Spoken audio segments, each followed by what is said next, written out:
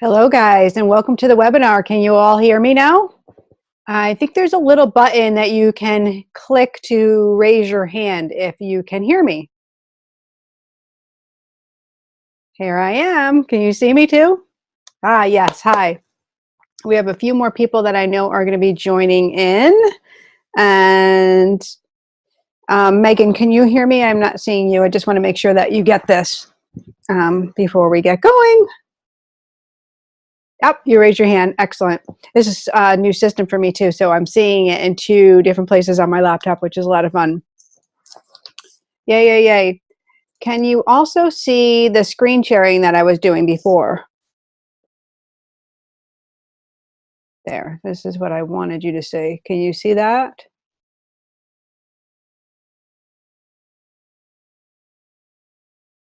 Beautiful. And you should have comment buttons as well, a comment box, so you can ask any questions along the way.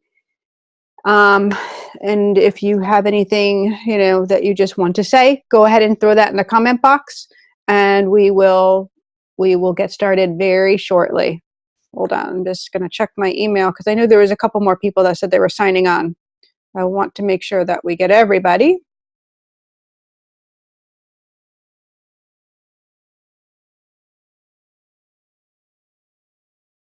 The fun stuff, right? So tonight we are going to, hi Rachel, welcome. There should be like a little button you can raise your hand, Rachel, and you should be able to also use this little text box over here. If you can see the screen sharing, this is the text box where you can fill it out and send any questions. So if you could just raise your hand and let me know that you can hear me, and that will be awesome. Very good. Excellent. And so tonight we're talking about, can you guys see the screen too? You can see the Goddess You principles, the workshops, and everybody got their downloadables, right? Beforehand. I have mine here, all ready to go. So what's going to happen is during each webinar, you're going to get the printout, and it's going to make a booklet. So you can, if you want to staple it ahead of time or not, or you can put it in a folder and wait till you have all 4 workshops. You'll see that during a lot of them, there's going to be journal spaces for you as well. Let me tip this down just a tiny bit. There'll be some journal spaces for you, and there'll be some questions and stuff that you can do further outside of this webinar that we're on tonight. So I'm excited. This is my first webinar, and I'm used to the radio. I'm used to people not seeing me talk, just being able to deliver. So it's kind of an interesting thing. So tonight we're going to first talk a little bit about quieting your mind, and what that means, because this is about me, myself, and I. It's about being one in our alignment. And so what is alignment? Let me just kind of start with that, because I think it's the most important thing that we work on. Because outside of our alignment is the chaos. Outside of, that alignment is the tornadoes or the things that are happening all around us that are keeping us from being the person that we are meant to be, from fulfilling our destiny, from doing the things in life that we came here to do. And it's not uncommon for us to be outside of that energy, to kind of be in the crazy mode, because we have earthbound energy. And earthbound energy is a little bit of a lower energy than divine energy, obviously. And down here on this plane, we can pick up psychically. We can pick up because we're energetic beings, so we can give and we can take energy. We can give and take our moods. We can give and take our anger and our frustrations, because it's energetic. So on this energetic surface, we can pick up other people's levels of angers. We can pick up their judgments. This is the easiest to pick up for us psychic, for somebody that's, working in that psychic field. This is why prolific dreams are are common. People will have prolific dreams that aren't always in the highest and best good. They're always seeing maybe lower vibrations, lower energy, scary, fear-based things, because fear lives here on earth. It's a lower form of energy, and it's here to weight us down, and to challenge us. Why are we challenged? We're challenged because we have been given free will. Free will to choose to remember God, to choose to live in love. That's part of the journey here. It's part of the lessons of our life, of being human, of why we incarnated in the first place. So when we are able to move out of fear and clean up some of that energy and be in that self-love, this is when we can recognize that divine alignment. This is when we can recognize God. We can recognize our God self. Without recognizing that, we can't be in our alignment. We can't live the best life. So in order for us to move in a higher vibration, to change our lives, we have to first recognize self-love. We had to do those steps. We have to do them in order. And in order to recognize self-love, we have to first quiet that mind down. All that constant chatter, the little things that are saying to us, got to go to the grocery store. I got to check this email. I got to do this. I got to do this. And that keeps us from being centered. It keeps us from being in our own true self. It keeps us in the stories. It keeps us in maybe a victimhood where we are blaming or angry or holding on to past things, or we can't move out of our own way. This is how we get stuck. This is how we pick up those energies so much easier than if we were in a healthier way.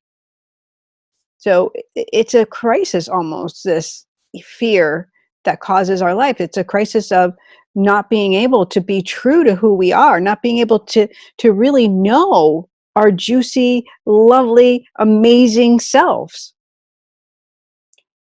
So tonight we're going to talk all about that. We're going to talk about quieting the mind. We're going to talk about self-love. We're going to talk about changing your reactions, because all of those things are the things that are going to help you and start you to moving in your alignment, so you can better understand who you are and why you're here. And that is the goal for every single living soul. So I've learned two universal truths doing the work that I do. And number one is we all want to be loved. That's the number one universal truth. Every soul wants to be loved. It connects us all. The number two universal truth is that the soul is infinite. And what that means is your soul is always connected to God. Your loved ones who have crossed over are always connected to you. It's why you're connected to your children. It's why you're connected to your friends. It's why we're connected to other humans, because the soul's infinite. And being that infinite state, we can be in alignment. Here's the alignment, right? It's straight up and down. This is our alignment with our highest self. It's straight up here. It's not over here in left field. It's not over here in right field. It's not over here in Jenny's house or in Susie's house. It's not over here in somebody else's life. It's not anywhere else but right here. So when we're up in all this other business is when we don't understand who we are. We can't really figure out what the next move is. So we're going to work on that tonight. How are we doing? Is everybody good? Are we good so far? Any questions?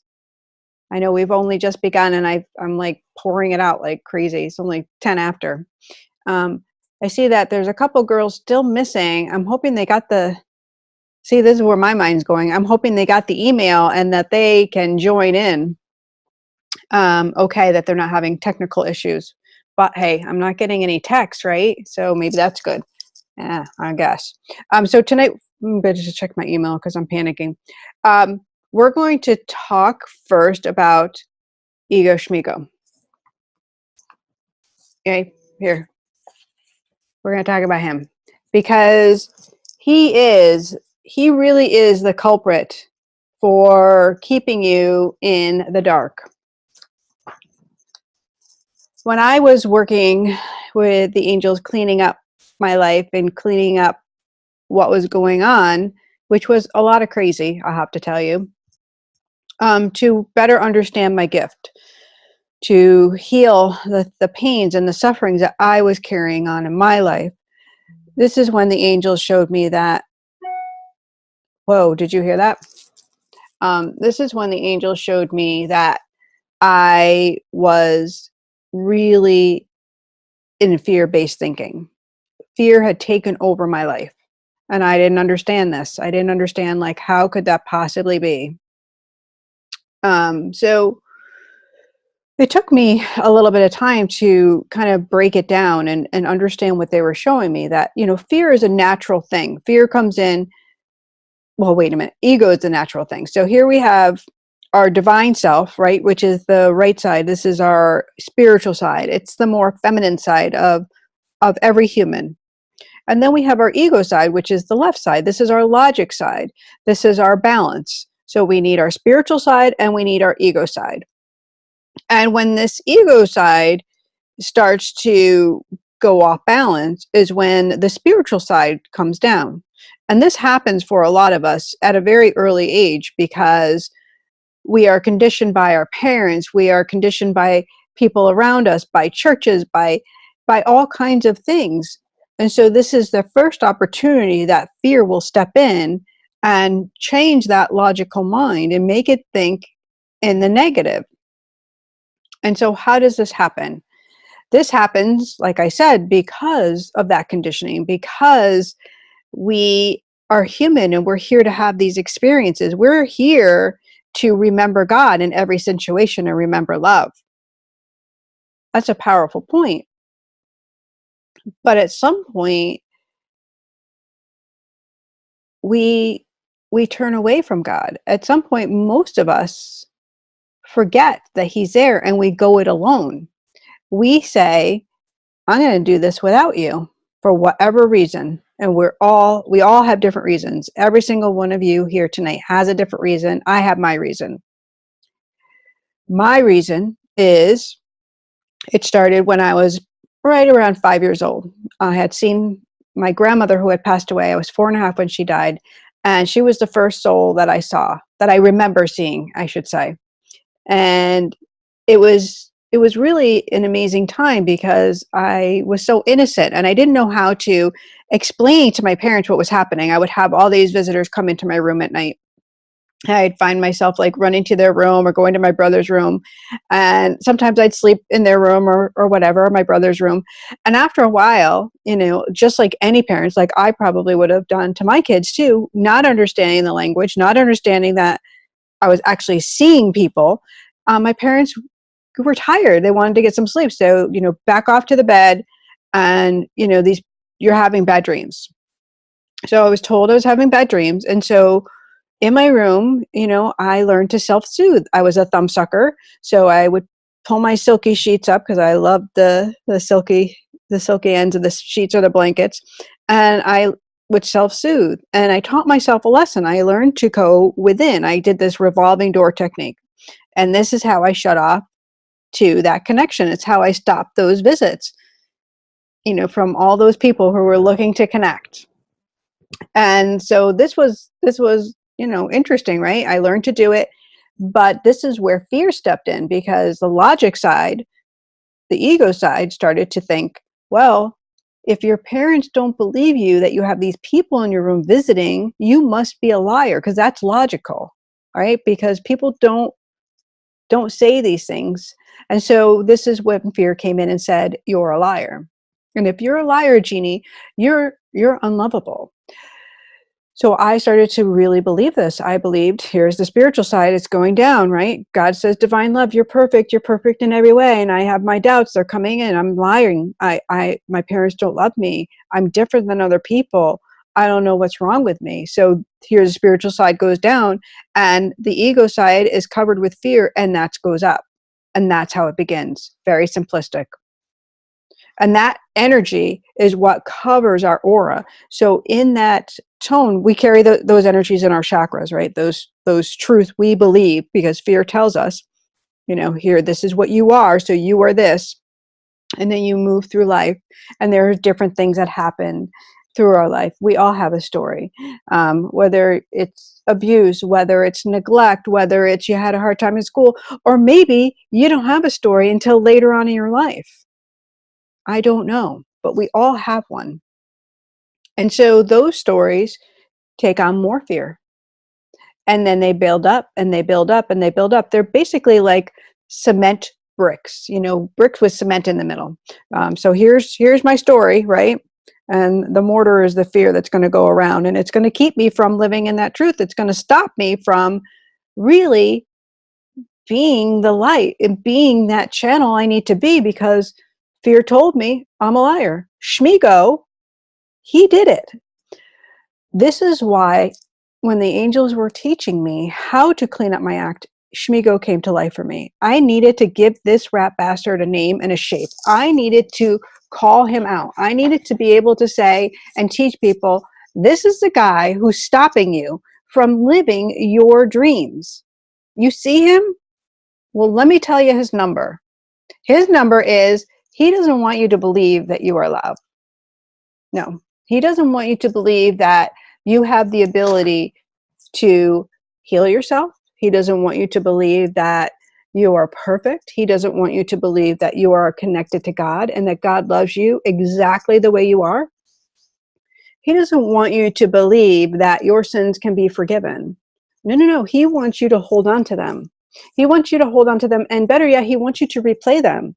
He wants you to replay them to yourself. He wants you to replay them to your best friend. He wants you to replay them over and over so they become this great big lifetime movie of your own. You've just written that movie and there it is. So these stories, what happens over time is they get bigger, like any tail, right? They start to grow. Their energy grows and they get bigger and bigger. And you start believing even more that you don't deserve love, or that you're separate from love, or you're separate from God, all in the same thing. It's really sad stuff, right? That's the stuff that causes the depression. That's the stuff that causes the isolation. That's the stuff that causes anxiety. It's the stuff that separates us from the reality of love. And that really bites. This guy, he bites. He just keeps us from that truth. I'm going to pull this up on this page. There he is. Can you guys all see this Schmigo guy I have here on the page, the screen sharing? I'm not sure if you can see the screen sharing or not, but I'm hoping that you can. Does anybody have any questions or anything going on? I see. I don't know how to work these arrows. I don't know how to work these arrows, right? We don't need to be over here. So I am ego Schmigo. So Schmigo, is fear and ego combined. Fear and ego combined.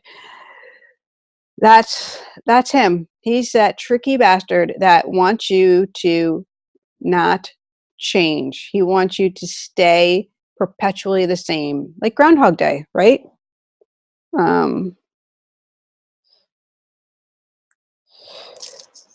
Yep. So they're not getting, somebody didn't get the link. I wonder if I can send it. I'm sorry. I'm just going to forward her the link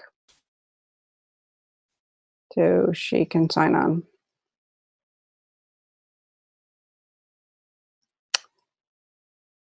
All these technical things, they're not fun for spiritual people. Anyways, the funny thing about this webinar tonight is I actually had gone on to do like the setup, and I had all 4 webinars, all the wording and everything ready to go. So I would just click on the link and I signed on to this company I use, Zoom, and they're not there. So I started to panic. I was like, it's 6 o'clock. I got to get this done. Lo and behold, it was a technology thing that just was something that I wasn't connecting with. Of course it was. Okay, so this is who Schmigo is, So I hope you understand the weight and the volume of who he is. That it's so important. It's the one thing that the angel said, if you don't get this, you really can't move on. If you don't understand the power of Shmigo, then you can't return to self-love. So we're going to do a couple of little techniques to learn how to quiet the mind. Because in quieting the mind, we get to find out who this Shmigo guy is, and we get to kind of, call him out on his junk. We get to call him out and say, no, that's not love, that's fear. So the first tip that I found to be very helpful was, in order to remember love and in order to quiet my mind, I first learned to do this breathing technique, and I could do it anywhere. And it stopped the crazy chatter immediately. So I just took a deep breath in through my nose, and I brought it as far down in my body as I could, and I held it, and then I slowly exhaled it out with control, and I let it flow out of my mouth. I did this several times, and this is when the anxiety kind of became less and less and less. This is when I was able to be like back in my body.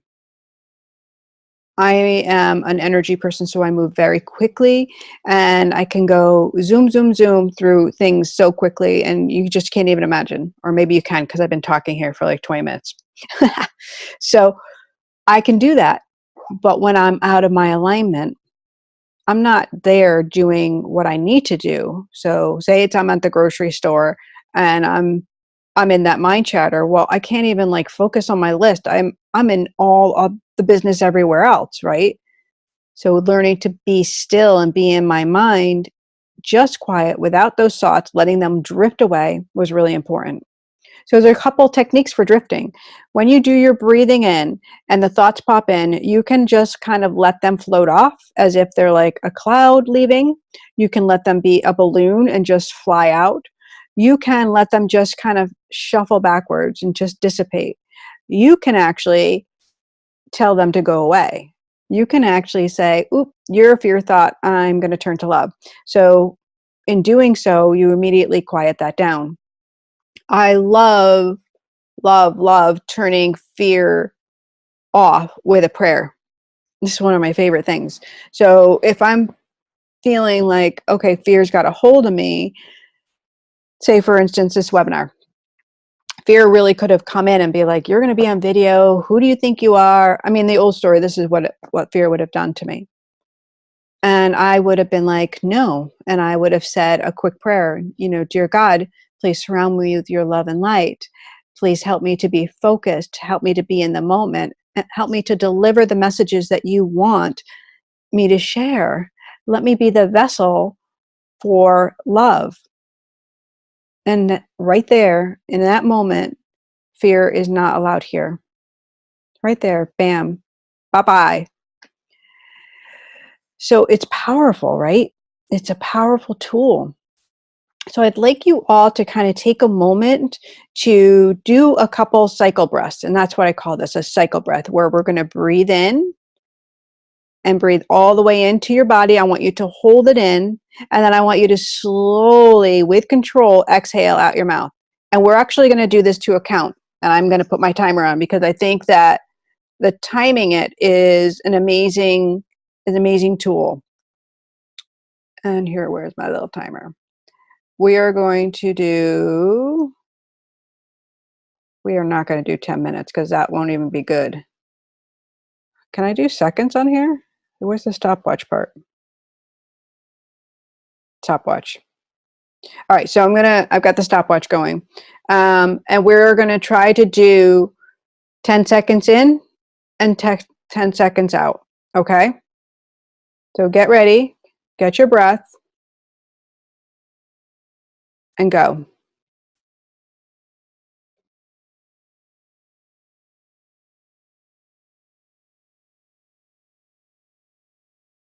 That's 10 seconds.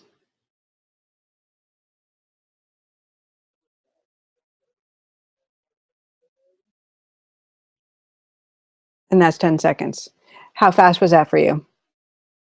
Were you able to get through the 10 seconds? If you can put a little comment in the comment box.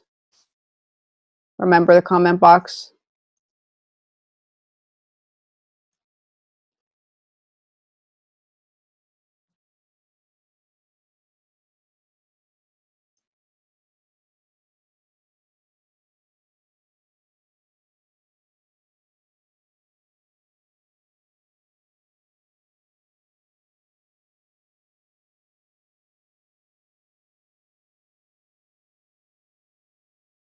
Okay, Megan said that was good.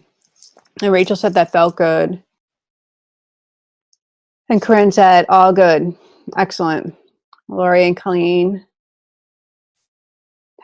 So let's try it again. And this time I'm going to count as I do it in. And I want you to close your eyes as you're doing it and just listen to me with the counting. Okay, so get ready. And here we go. 1, 2, 3, 4, 5, 6, 7, 8, 9, 10. 10, 9, 8, 7, 6, 5, 4, 3, 2, 1. So each time you're doing that, and you can hold that breath in and bring it all the way down, lower into your hips, the more you do that, the more you'll release anxiety, the more you'll release stress, because the hips actually hold that crazy energy that we have that keeps us going in all different directions when we aren't rooted, right? That's what the base of the spine is that root chakra. When we aren't rooted, we're all over the place and we can't really get things done. So the more you bring the breath into that area, let it settle, hold it in, squeeze it in, and then slowly exhale.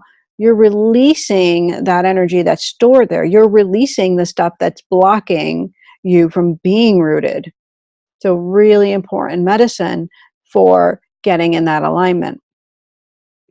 So another couple of tips I wanted to share with you about quieting the mind. I love the breath work. I love the prayer, the journaling.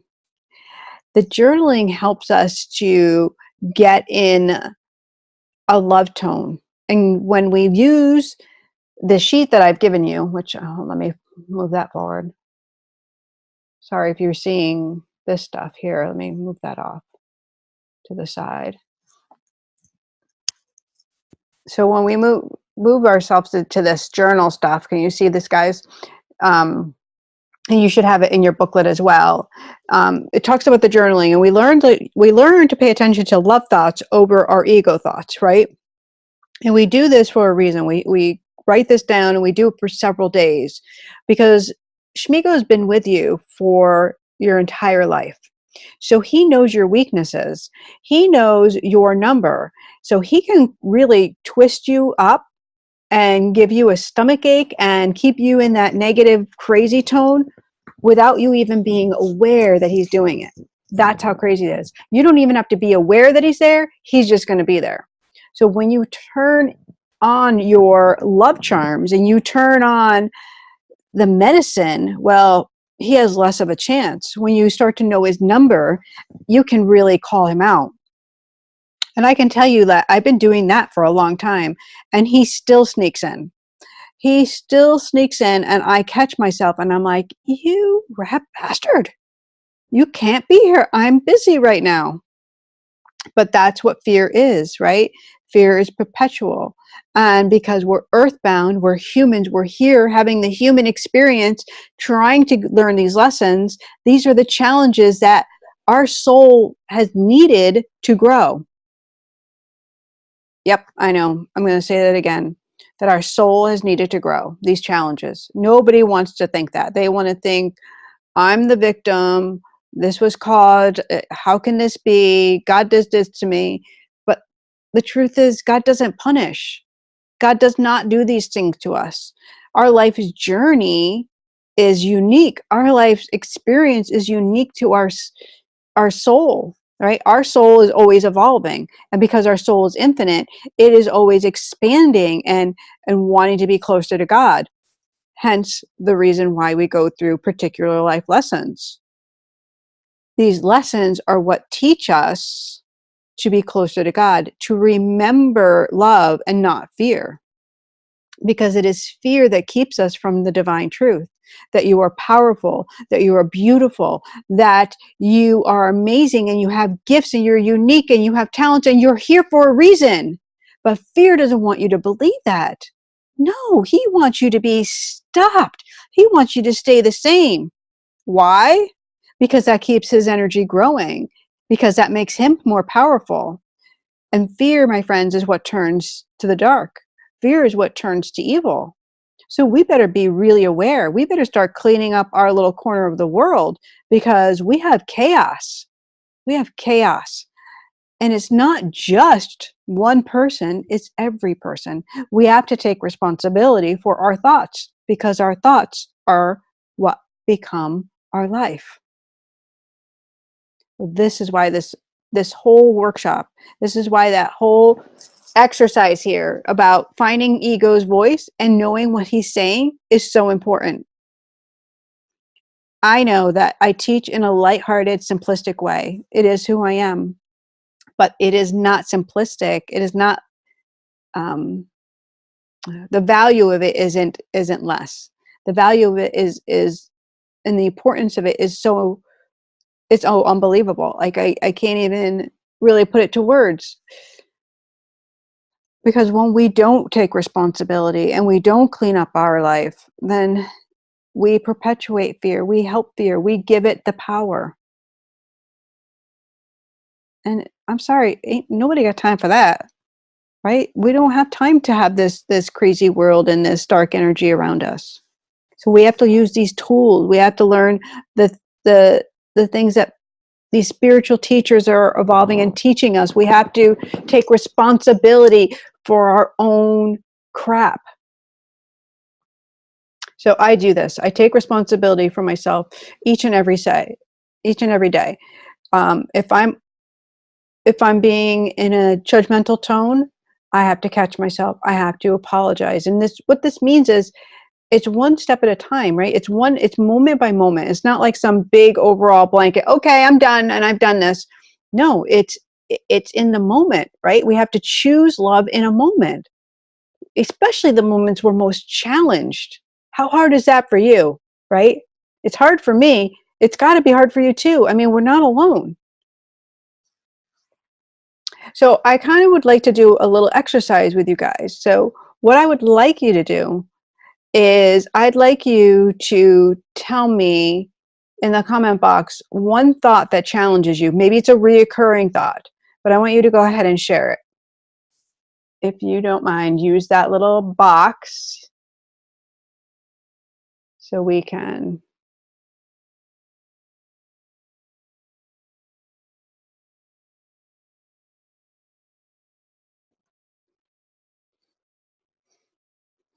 Everybody doing it? Everybody writing?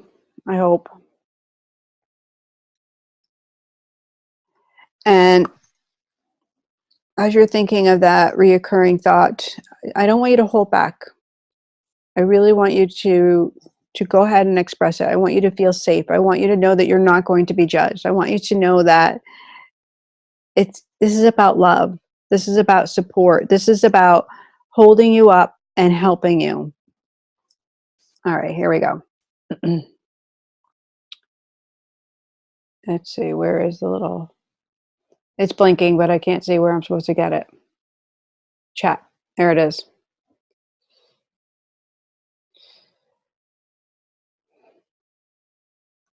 These are beautiful.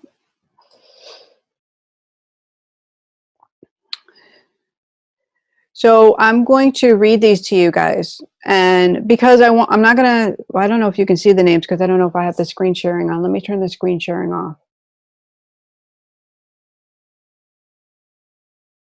Stop share. Okay. There we go. Now if I can get the chat back up.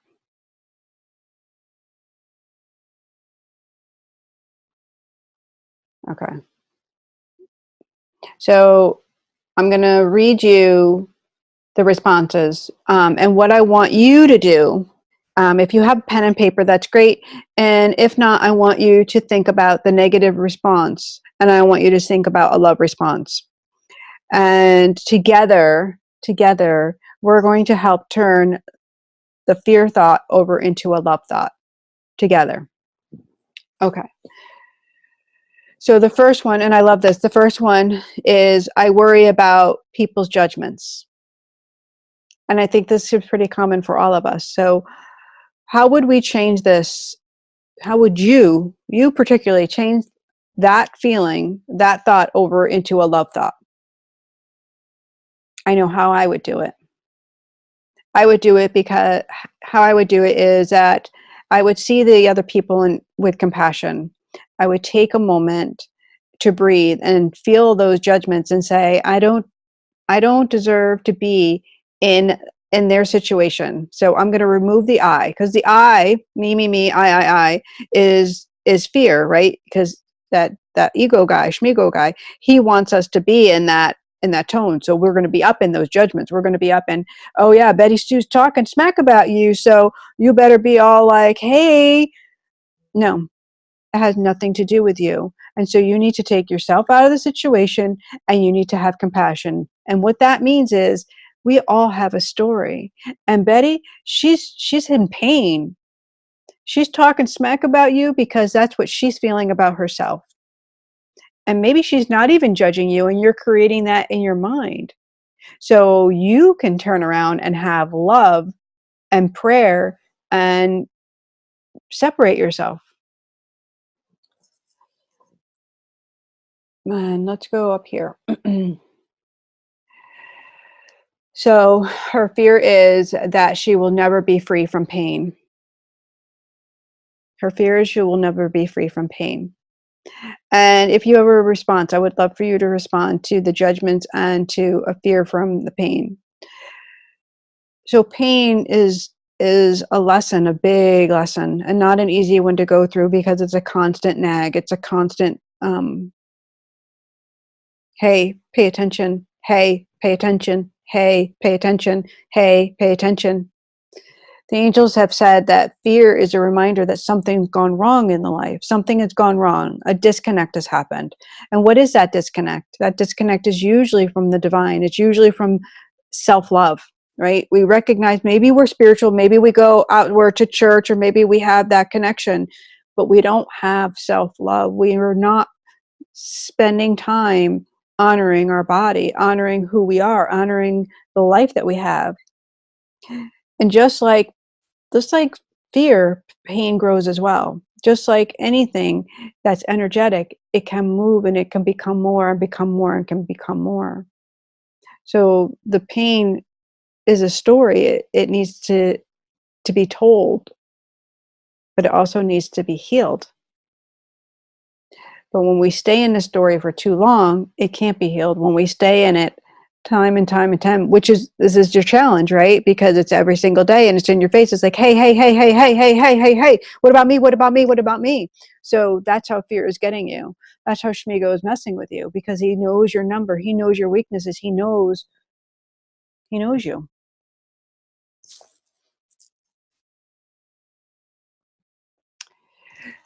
The fear is that I am a negative person. Well, again, here's a human conditioning, right? We can all be negative. We can all pick up that energy to stay in that tone, that lower vibration. That negative is our victimhood. It's the thing that we can hold on to. Well, if I'm negative, then I have something. But what if you're love? What if you're love? What if you decide in this moment, right here and now, that I'm love? Another fear, not making it without my job and letting my kids down. Yeah, that's a big fear, right? To be the sole supporter and not being able to support your children, especially when you're in a job that's not in your alignment, right? When you're not feeling your joy and doing the passions and you feel stuck. And I think that's how you're feeling, right? You're feeling stuck and trapped. And I think that's a little bit of everybody's energy tonight. I worry I won't follow through with what I say I want to do, and I will disappoint myself. Meditate on wellness and release the attachment. I think, is this two different things? Okay, so I worry that I won't follow through with what I say and I want to do, and I will disappoint myself. And then she wrote, meditate on wellness and release the attachment to the pain. Oh, this is for the other girl. So she's saying meditate on wellness and release the attachment to pain, and it is somehow serving her. The pain is somehow serving her, right? Because fear wants this, this Schmigo guy. He wants us to believe that. Pay attention, girls. There he is. He's ugly rat bastard. He wants you to believe that. He wants you to believe that you might be nothing without that pain. What will you be if you don't have pain? What will you be? What will you be if you leave that job? What will you be if you follow your dreams? What will you be if you let go of those people's judgments? What can you do? How powerful will you be? And what will you be if you let go of control of holding on and worrying that you aren't going to meet up to your own expectations? Because maybe you're setting yourself up for failure that way. Maybe we can move into love. Maybe we can see here now that fear across the board keeps us down, right? He keeps us down, playing small, being little, being hard on ourselves, telling us that we can't, we won't, it'll never happen. But there are room for miracles. God says there's miracles every single day. There's room for forgiveness. And that's the fact check. We were given the greatest gift of love. We were given forgiveness. But who are we? We're human, right? So we think, because we're human, that I don't deserve to be forgiven. I don't deserve to be healed. I don't deserve, or I'm not good enough. We make these stories up ourselves. You see how he's got the number down? When in fact, God says, yes, you do. Yes, you do. There is nothing you can do that will separate you from me. There is nothing you can do that won't make me love you even more. Wow. So when we learn to pay attention to how he sneaks in, this is the amazing medicine. This is your ammo. This is when you can team up and say, oh, there he is. And then you can help your friends do the same. Once you stand in your own light, once you stand in your own love and quiet your mind down, you can see this is amazing. So you hold yourself at their highest and best good, and you help your friends. You don't play along in their stories anymore. You don't entertain that anymore. You help them by maybe moving out of that gossipy talk. You help them by not judging them, by loving them, by holding sacred space for them. And when we hold sacred space, we allow the Holy Spirit to move through. Holding sacred space is the gift, right? It's the gift of I'm here when you're ready. The holding sacred space is, I am a soul here in this journey. I have a gift. We all have gifts. I have love to give you. We all have love. And I see you because I have compassion. I've awakened my compassion. So I see you. And I know you must be going through a hard time too, because I can feel that. I can see that. I can witness that. So in that compassion, I am going to send you prayers. In that compassion, I'm going to love you. I'm going to just love you. Sometimes we don't have to understand it. Sometimes we don't need to get too involved in overthinking things. We just have to kind of settle down and be still. And that's where quieting the mind becomes powerful. Right? It seems like, why would that be powerful? But it is. Because in that quiet mind is when God can move in. This is when love can come to you. This is when your intuition can really begin to spark, right? I mean, it's just the baby step, but it's a spark. And when you get that first spark, it's so yummy. It's like, oh, wow, where have you been? I've missed you. You know, your intuition is like your long lost girlfriend that you lost on a cruise ship in the way deep ocean. And you got to get her back because she's a lot of fun to hang out with. All right, so now we've done the breath technique and you have homework. You've got your journal technique, which is an invaluable tool. I'm going to tell you right now, it is an invaluable tool. So we're going to work a little bit on, do I want to do this? Do I want to do this with you guys? Hold on. Okay, we're going to do one. So we're going to do a quick meditation first, and then I'm going to do an exercise while you're in the meditation. So if you have your journal nearby, this will be really handy. And what else I want to tell you? If you have time to just close your eyes again, I really would love for you to get yourself really comfortable. And you can go ahead and like raise your hands when you're ready, and then I'll begin. Like if you have to move yourself around or anything. I'm going to move myself around this chair because it's bothering my butt. I have like a pillow underneath me. Okay. So when you are ready, most of you are beginning to get ready. What I want you to do is I want you to go ahead and close your eyes and begin that cycle breathing we did a little earlier, where you're breathing in through the nose. You're allowing the breath to come all the way down in the body, especially in the hip area. I want you to hold it. And if you can do like a little pelvic tilt, a little squeeze, we all know those little Kegels. Once you do those Kegels, then you can slowly exhale it out your mouth. Okay, a couple more didn't raise their hands, but I'm going to go ahead and start. So as you're lying there, I want you to begin to, again, close your eyes and to be within your body. Allow the breath to reach all the way down to the base of your spine. And I want you to envision in the base of your spine this beautiful red energy. And it's a spark of energy. It spins, it's warm, it's comfortable. This is your root chakra. This is your connection to here on earth, to your experiences here, to your family, to your entire life. I just want you to stay in there for a minute. And while you're in there, I don't want you to connect to any of the stories or any of the people or the past. I just want you to notice the energy.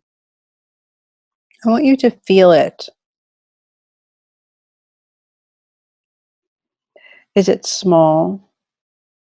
Is it large? Can you see it?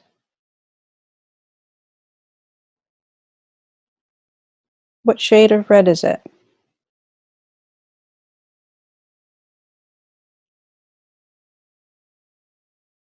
Does it have a smell or a taste?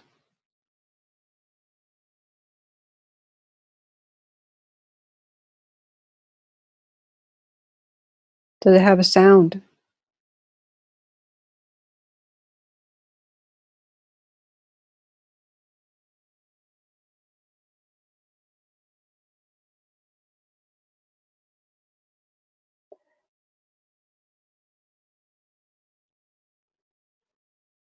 And while we're in this beautiful root chakra,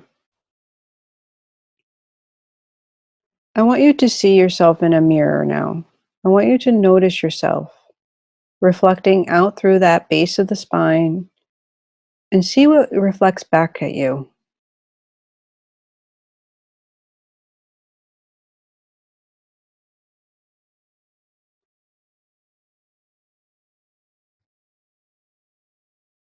I want you to go ahead and take a moment to write that down, what you see.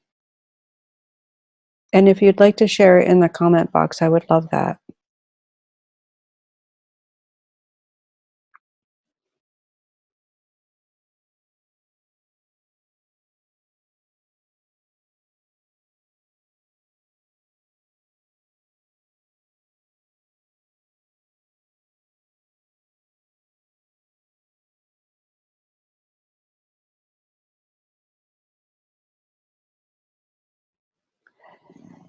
Now we're going to take a moment again and get resituated and breathe in again. Go ahead and close your eyes. And this time, I want you to be in the crown of your head. Right on top of your head, the crown. The crown chakra is our connection to the divine. This is our connection to source, to light, to being connected spiritually. Not religion, but spiritually. I want you to notice this energy center. And I want you to allow it to be what it needs to be. No judgments. What I want you to notice is what it looks like. Does this have a color? Is it moving? Is it spinning?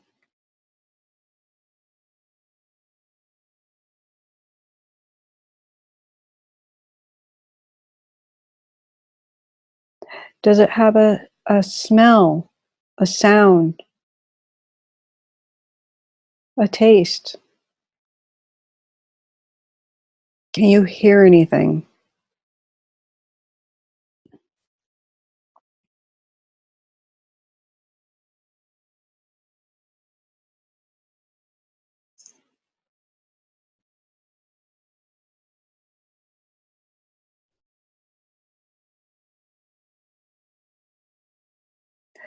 Now we're going to move to the heart center, which is center of our chest.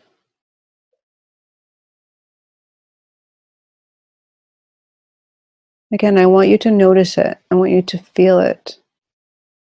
I want you to be one with that heart center. What does it look like? Is it moving? Does it have a sound or a shape? A smell or a taste?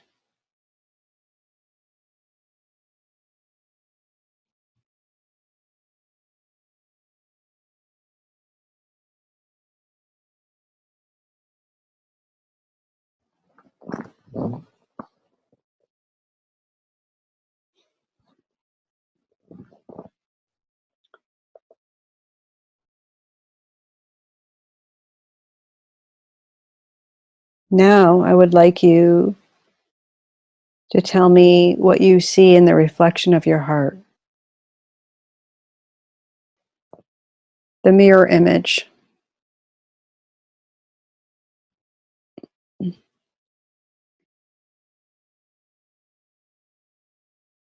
You can go ahead and write that down or jot it into our chat box.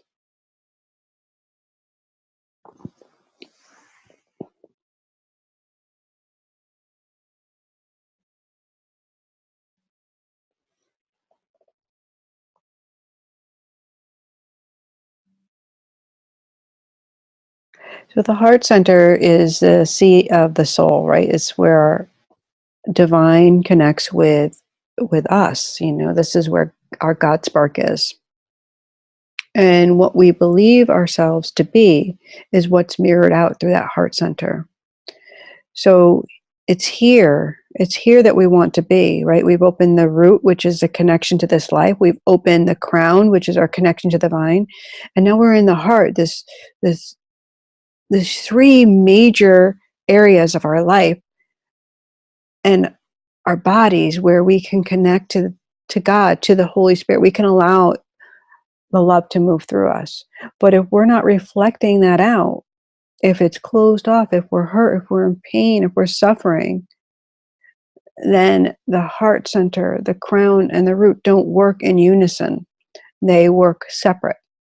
So we're going to work on just a little bit more, and we're going to connect all of these chakras together to be in unison. Okay? So thank you for the comments, guys. I love this. I'm going to just read a couple of them. Lori said she sees a light red heart. Corinne said, I see a woman who has fought hard to be here. Definitely. Pure love. My heart felt closed and deep in my chest. We're going to work on that. We're going to definitely bring that forward. And Colleen said, soft, compassion, gentle, and comfortable. That is the truth. Colleen is soft, gentle, and amazing. And Megan wrote, spine, a sound crackling, fuzzy heart center, a yellow circle. Reflection of the heart, I see a decent person. Okay, so now we're going to close our eyes again. Again, I want you to bring your breath in.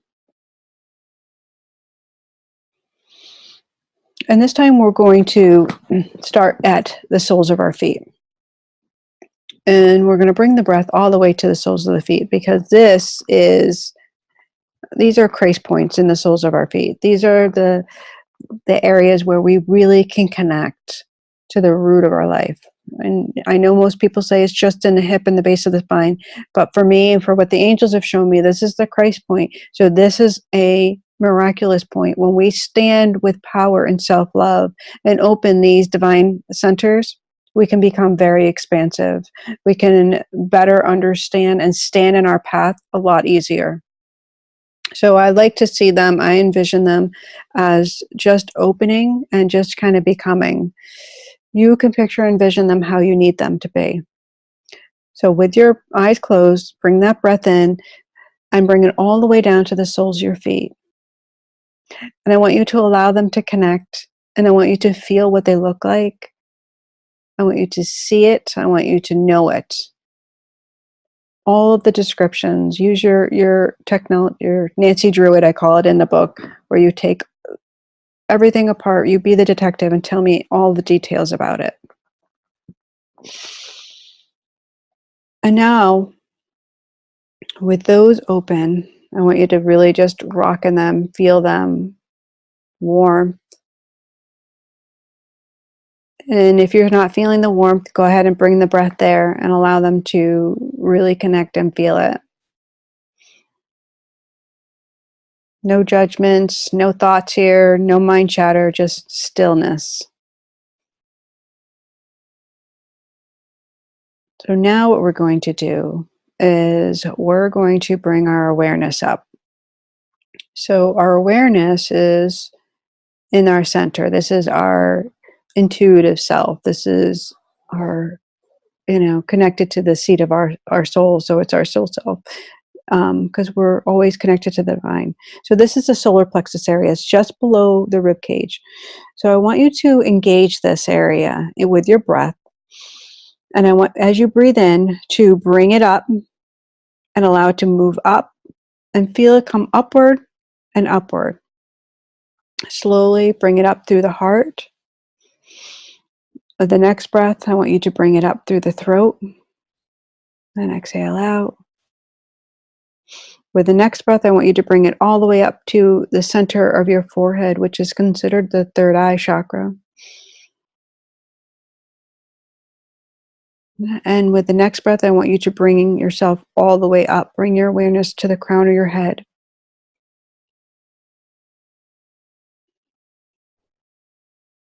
And with your next breath, I want you to bring yourself a little higher, your awareness to be above you, to floating above you.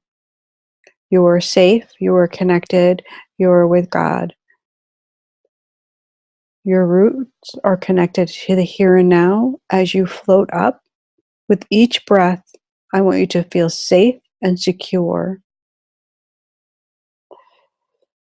With each breath, you can go as high as you need to go.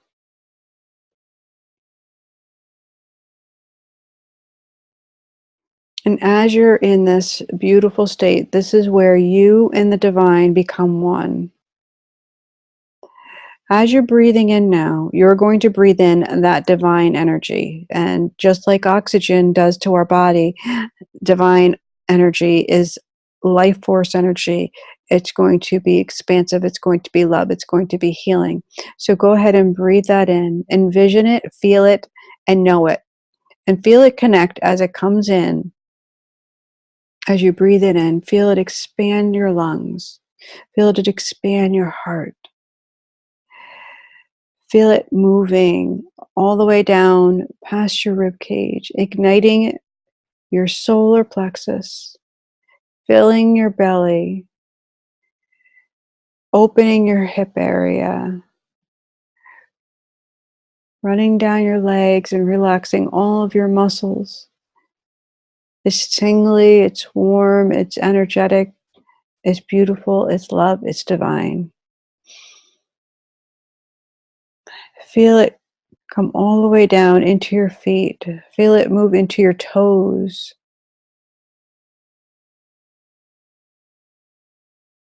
Feel your arms and your shoulders relax. Feel it shower down all around you, embracing you, hugging you. It's like God is hugging you right now. Stay in that moment.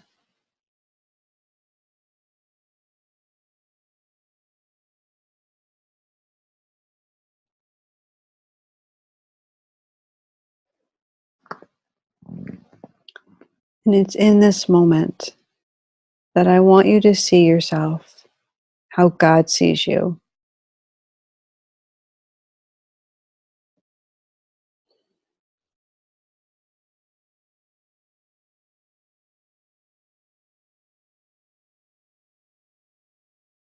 And in this moment, I want you to know your truths. I want you to know that you are perfect, that you are love, that you are divine. It's in this moment that I want you to know that all things are possible, that miracles are possible.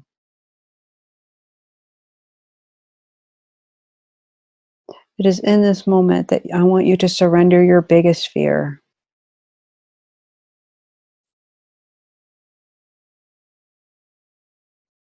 Hand it right over. See God come forward. Feel the Holy Spirit surrounding you and protecting you as you offer up this fear, as you offer up this challenge.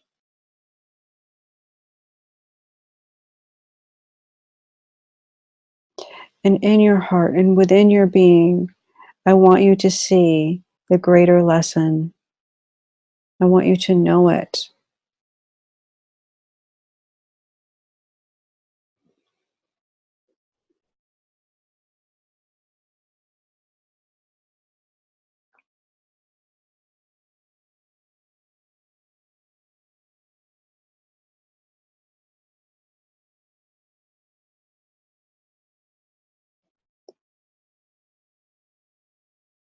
And now I want you to bring your awareness back down, little by little. Notice the crown of your head, the center of your forehead, your throat. With your breath, bring into your heart center.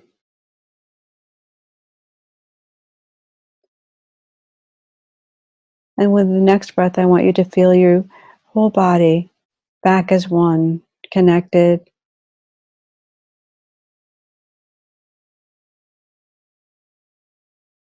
surrounded, safe.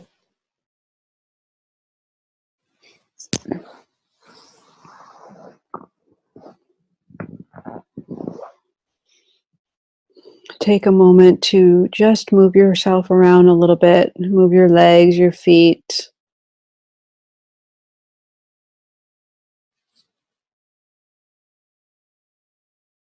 And when you're ready, I want you to share your experience. Let me know how you made out. Let me know what you saw. Let me know if you were able to rise up. This is a powerful meditation that you can do time and time again, connecting your soles, the soles of your feet, your root, to here and now. And then spending time and moving through the chakras and bringing your awareness up to meet the divine, because our intention is so important. When we set our intention to be one with God, to be one with the Holy Spirit, this is when the magic happens, because we are giving that permission. We are saying, okay, this is my free will. I'm choosing love. I'm choosing to be one with you. And this is so important, because we can't move through our life without that intention. And if that intention is not clear and we're wavering, well, guess what? Our life is going to be wavering. Everything's going to be out of sorts because we're unsure. We can't make that decision. But we have to get that intention down. We have to make that decision to say, I am going to be a vessel of love. If not for myself, then for my family. But if we don't do it for ourselves first, if we're not love and in our alignment, we can't be that for another. Not fully and not truly. We have to fully be invested in us. We have to be fully in love with who we are. And I know this is so hard for most of us. It really is. You know, this is a problem for you. Raise your hand, because I know this is a problem. This was a huge problem in my life. I couldn't self-love. And that's a really painful thing. And that stemmed from that story I told myself. That Schmiegel guy came in and said, you know, Jeannie, you must be unlovable. You must be the liar. And, you know, I believed it for so many years. So many years, not just in my family, but then when I went to school and I didn't fit in. And nobody understood what was happening with me. They just knew I couldn't pay attention and I didn't do well and I got bad grades.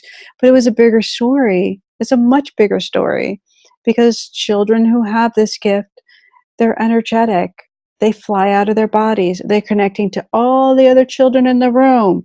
So that's what they're doing. They're using their gift. They just don't even know that they're doing it. So they're feeling everybody else's pain, or they're channeling energy that they don't even know they're doing. It's fascinating stuff. So it's just crazy. It's simplistic, but it's complicated all at the same time, right? Let's see what we have here. It felt wonderful, like I opened my hands and handed it over, the breath, the light. That's beautiful. And the warming in the heels. I love working with the Christ points. They are amazing, energetic, and it is our true connection. Megan said, it made me emotional. I thought that if I have to move closer because I don't have my glasses. If I thought that I would fail and then I would fail, and then at the end my thoughts were, my family and loved one believes in me, and I have to believe in me. You do have to believe in you, because if you don't give anybody else the right to believe in you. So when we don't self-love, it's like telling everybody else, don't love me, right? That's what I did when I was a kid, right? Don't love me, right? I'm a freak, don't love me. So when you tell them don't believe in me, because it's your own feeling, it's your own fears, you know, from that Schmiegel guy, he's built those for you. So then you can't have that back in return. It's the mirror effect, right? Our thoughts become things. Our thoughts become our life. Lori, I felt relaxed, balanced, and felt good. God's love for me. I heard share messages of love and compassion to those who need it. I know I've asked Lori to come and teach at my studio because she is amazing. And I see you, Lori. Like, I have that ability to be able to see people's energy, see their light. And yeah, I'd be honored. Corinne, I felt as if there was an angel hovering over me and holding me. Oh, I love that. Yes, they are. They're holding you. They're supporting you. For sure, for sure. Such a beautiful thing, to be able to take time and meditate and then journal, like to be able to put it all down on paper. So you have all these questions to do, and I did just a couple of them with you while you were in your meditation, but I'd love for you to do them on your own and use that meditation technique so you can really get comfortable doing it. plug your feet in, and then raise your awareness. And the more you do this, the better it will be. And we'll do this in a different way during the next one too.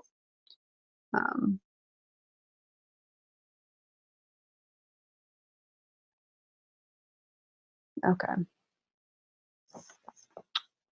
Thought I had another comment here, but I do not. All right, so now we're going to move on. That was a great one. I hope you guys enjoyed that.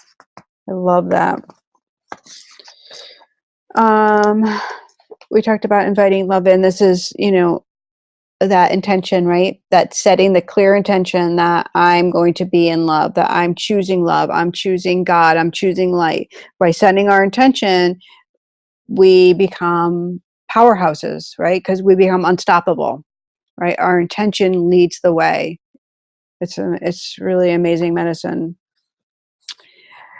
So that's the inviting love in. And now we're going to be on to the amazing changing your reactions. This is amazing. Well, I keep saying amazing. I don't know why I'm saying amazing. Amazing, amazing, amazing. It's like I'm selling amazing stuff, amazing deals.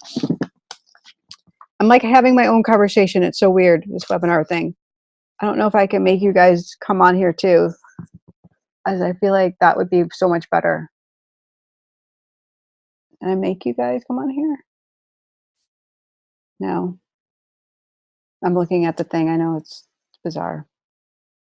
Yeah. Anyways, I guess you can only like chat, and you can only like listen to me. So it's like, it's just the genie time. And Colleen, don't even say it.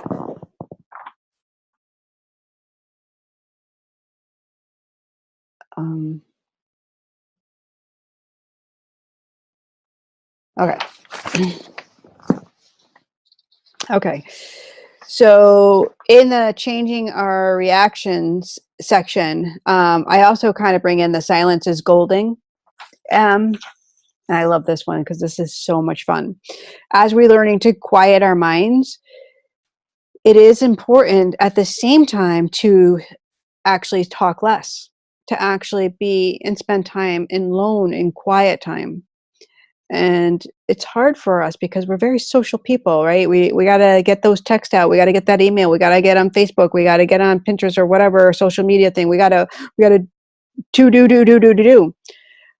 And what happens is we lose touch with us. We lose touch with who we are.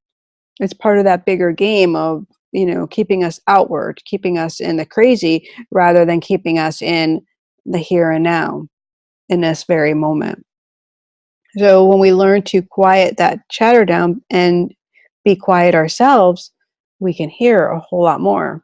We can experience a whole lot more. We can have compassion even more. We can really listen to what people have to say because we're not putting our energy in it. So this is really cool stuff, right? It works. When I first did this, I stopped talking on the phone. This was, you know, years ago when we didn't really have the cell phone 100% connection. But I mean, we had cell phones, but it wasn't like everybody was on them 24/7. So I stopped talking and I started to just spend time alone. And I went to lunch by myself. This was a very scary thing for me. But what I found in this time alone was I found myself. You know, this is where the me, myself, and I comes from. It was a joke because my husband would be like, "Where did you go today?" And I said, "Well, I went out." And he goes, "Who you went out? Who'd you go to lunch with?" I said, "Me, myself, and I, my three best friends." And he started laughing. He thought this was so silly, and it was hard to explain this to friends, but I needed to become my own best friend. I needed to find out the things that I liked. I needed to find out like what kind of food I even wanted to go out for lunch because I was so used to putting other people before me, you know, and never really listening to myself. I was great at like overdoing and overgiving. I wasn't great at taking care of me. So I would learn this silence is golden. Well, it really stopped that, you know, that Schmiego down because I wasn't getting up in everybody's business because I didn't have time to. I wasn't spending time with those people. So this was great for me. It was important medicine. So where can you invite that into your life? Where can you turn off the radio in the car? Where can you shut your cell phone off? When can you like leave your cell phone the heck out of your bedroom? Like it shouldn't belong in the bedroom at all. This drives me crazy. Like doesn't belong in the bedroom. It's toxic and it energetic, right? So it interferes with our energy. So keeping it far away from us as we're doing work is really important stuff too, because we can't get things done when we're constantly with cell phones and chatter and, you know, stuff going on. Turning the TV off and just being with our children, listening to them, hanging out with them. It's great stuff. So if you can take yourself on a date, if you could take yourself on a date, where would it be? Go ahead and text that one. Put that in the chat box. So I want to see where you guys would go. I would go to this place called Glenmere Mansion, and it's just over the state line in New York. And it's so beautiful and peaceful there. And they have a beautiful massage, a beautiful spa. And I don't know what it is about the place that it's really, I mean, it's great, but it's not that great, but I loved it. And it would just because it's so peaceful. And I think because it's not like a plane ride, it's just like a quick drive and there's a nice little shopping area that I could go to a little, just like the next town over where I could do like a little boutique shopping because that's my favorite. I don't like going to the mall. I'd rather go to like a nice little boutique. So that's where I would go, and I would have a massage, a really yummy massage, because who doesn't need a good massage? I would sit by the pool in a little bit of sunlight because I'm not gonna lie, I like the sunlight, and I would eat a really good meal. And I'd probably have some champagne. Yep, because I can. All right, who put something down here?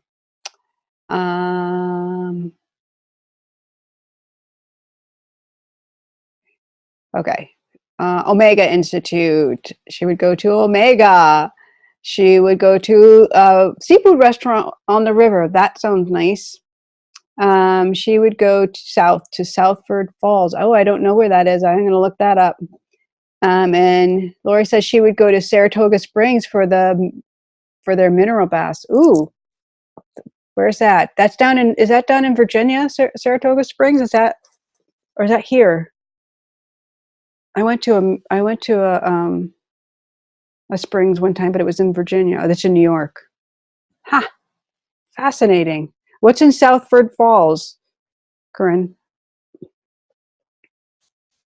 Colleen, what class would you take at Omega? Rachel, do you know the seafood restaurant that you would go to? I would visit an antique shop. I always pass on my way to Vermont, but never had. Oh yeah, you definitely have to do that. But you know, Megan, there are antique shops all around here. I mean, you could pretend you're in Vermont. You could go out for the day and you could just like be like, I'm going out for the day, spend the day by yourself, and you could go over to like Woodbury and you could take yourself to lunch and you could go antiquing and it'd be great. And you could stop at the studio and have like a little, you know, fun day over there. Colleen said, I love their cafeteria. You did? You liked Omega's cafeteria? That's so funny. I thought it was, yeah. It's in Southbury. It's a state park with a beautiful waterfall. Ooh, I got to go check that out.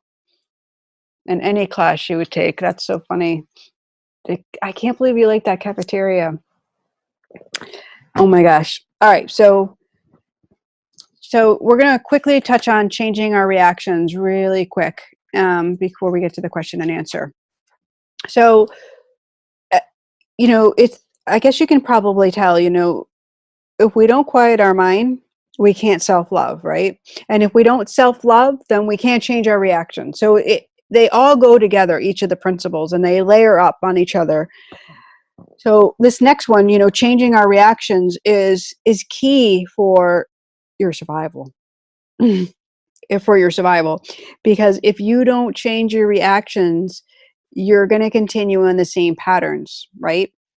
So we have to own our shit. This is the area where we got to own our, sorry, I'm swearing. That's what I do. But this is the area where we have to own it, right? We can't pretend that we're not responsible for these thoughts. We can't pretend they just magically came in and la la la and I'm not responsible and I can act any way that I want. No, no, no, no, no, sister, you cannot. We each have to take responsibility for the fears and for the angers and for the judgments and for the stuff we put out there. But this is not a bashing session. There's a difference, right? So this is not like we're going to take responsibility and I'm going to verbally abuse myself while I'm doing it. Mm-mm. This is going to be where you're going to change that reaction. So if you have maybe done something that was not very nice. So say you were gossiping about somebody and it got back to that person and that person came to you and you didn't know, you didn't really mean it, but rather than tell them you did it, you, I don't know, maybe you just kept it going and you were like mean to them. Well, in this very moment, you could change your reaction. This is a moment you can turn around and you can say, you know, you are so right. You are so right. And I am sorry. I don't, you know, I know there was no need for it. I know that talking smack about you wasn't nice. But you own it right then and right there. You don't turn it around. You don't blame the other person. You own your part in it. And this is the same for every relationship, for every situation that we get ourselves into. When we can slow it down, when we can see our energy and how it's either affected it, perpetuated it, engaged in it, enhanced it, then we can slowly learn to change our reactions to be a little different, to choose love, to be love rather than the fear. Because the fear would have you say, in that situation, say it was with the gossip, fear would have you say, she deserves it, that girl's a ho ho ho, and we would just continue that story. We might have a big fight with her, we might turn it around, but love would have you say, oh my gosh, compassion, compassion, compassion. I am sorry. I see you. I can imagine that must have really hurt because that's a false judgment. And that was, you know, something that I picked up from somebody else and I don't even know why I did. When we own it, well, that's the most powerful thing. Most powerful thing. So I say, you know, there's two of the hardest things to do. One of them is to say I'm sorry and the other is to forgive. So when you can do both of those, guess what? You can change your reactions. You've done it because you've just done it. So when we let people off the hook, when we release them from our anger, from our judgments, when we release them from our thoughts, and we just spend time in our own self, this is what we need to do to change it, to shift it, to be in that love, right? It's groovy stuff. So where can you change your reaction? Like, where can you, like, I used to get, say I would get in fights, and I share this in my book, you know, where I would have to be the lioness with my husband because I'm a Leo. I want him to hear my roar. I want him to hear my point. And I really had to stop it because it was getting us nowhere. We were, you know, butting heads and I was mad, you know, for whatever reason. And so I learned to stop that. I learned to, you know, see him with compassion. I learned to see that he was doing things that were annoying me and pissing me off, but there was a reason why he was doing those things, and he was seeking something. He was doing them maybe for a little attention or maybe because he was feeling really lousy. So I started to open my heart center to him, and I started to embrace it, and I set my intention to really see him out of the eyes of love and rather out of my judgments or my anger. I quieted my mouth, right? Not an easy thing to do, but I quieted it down. I stopped yelling. I stopped speaking. And when he didn't get that reaction he was looking for, he was used to, actually, because, you know, once they get it, you get used to that. All of a sudden you're reacting differently. He's like, what do you mean? Like, we're not gonna have a big fight? Like, you're not gonna You're not going to slam the door and run away. And it's like, no, I'm not going to do that. I'm not going to do that. I'm going to let you choose. If this is your choice and you're choosing to do this, and I love you, and I'll stand by you. I don't like it. And I was like, what? What'd she do with my wife? But when you can do this, in any given situation, in the moment, where you can change your reaction, where you can stop that bad behavior, right? Those things that are maybe making you weaker, and you turn them around and you make them work for you. You make a strength out of them. You say, I'm going to control that. I'm going to infuse love over here, where fear is wanting me to, be edgy. So has anybody shared? I want you guys to share your main, did I already ask you this, or did I think I asked you? I'm just moving ahead of myself. What reaction is your most common reaction? Like, what's your most common reaction that you think might need a little bit shifting? What's my common reaction right now? I think I'm thinking like swearing is my reaction lately. It's been pretty bad. I'm pretty out of control. I gotta change that stuff right now. I'm doing pretty good. I don't think I swore too much tonight.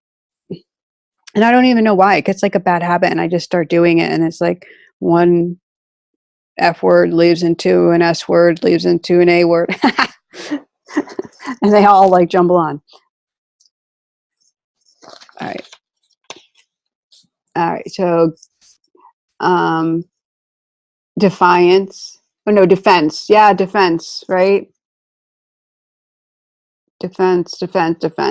Getting defensive and yelling, to yell and say mean things. So it's true. Like, and here's where when we aren't in self-love, we feel like we have to defend ourselves.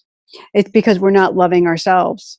And those people that challenge us, they come forward to say, hey, you need to learn a lesson. I'm reflecting it back to you, and you don't like it in me, but are you looking in the mirror? Because you're doing the same thing.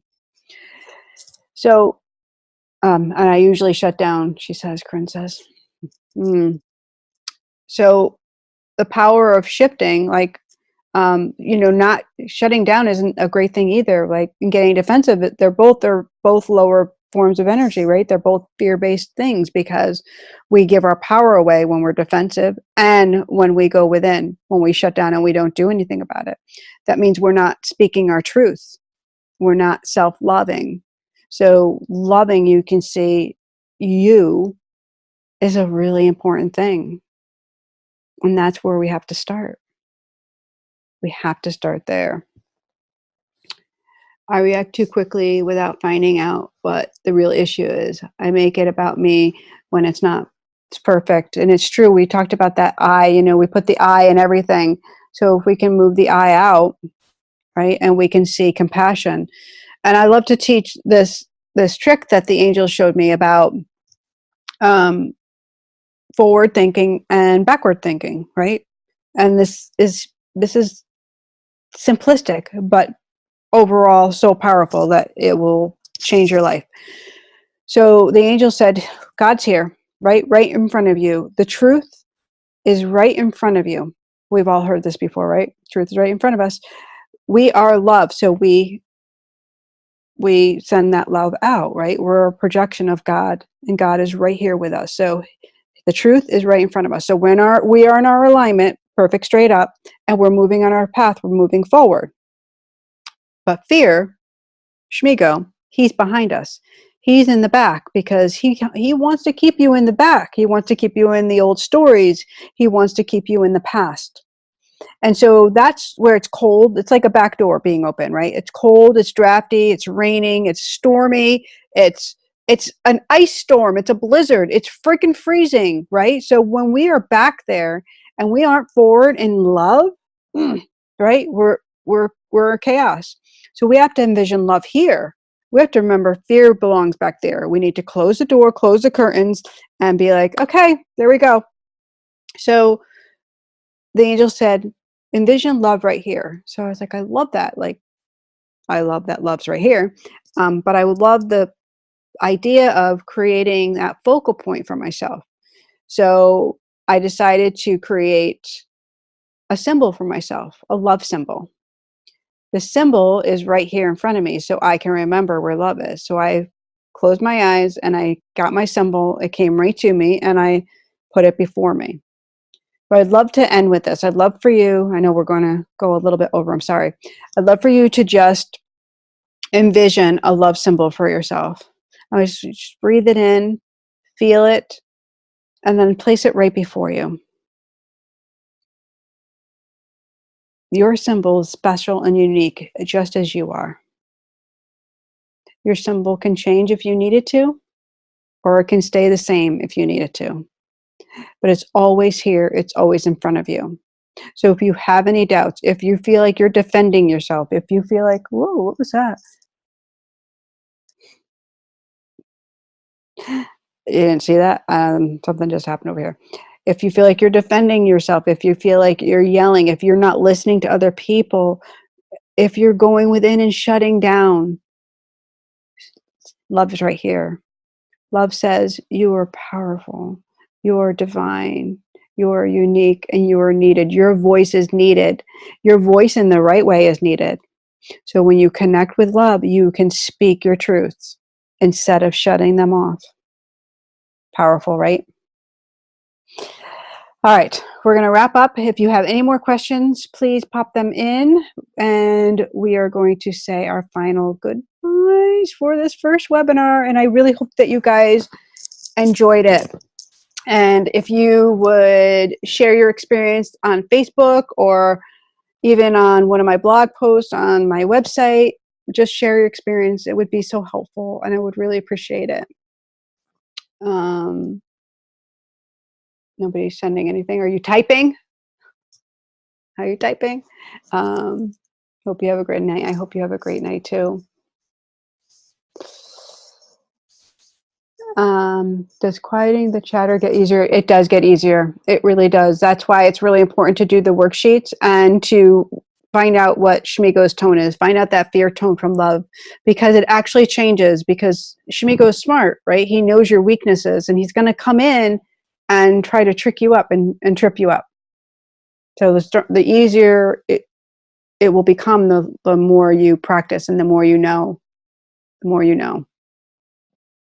Thank you. I'm glad that you feel good. Thank you, thank you, thank you. I'm so happy that you guys were all here. I feel really blessed and thankful. So I hope that you have a fantastic week. And if you want to join me on Angels Don't Lie tomorrow night at 7 p.m., I would love that. I also take live call-in readings. I know we didn't even get to that reading part here. I wanted to do that, but we kind of just, time got away from us. But I can tell you that the angels love all of you and are supporting you and are readily available to work with you when you are ready and available. So if you're challenged, just call on help, call on divine help. If you feel like you're caving, call on divine help. All right, so homework. You all have to take yourself on a date before next Monday. One date, and I want to know what it is. All right. God bless you guys, and I will see you, definitely, we will see you next Monday night. Bye now.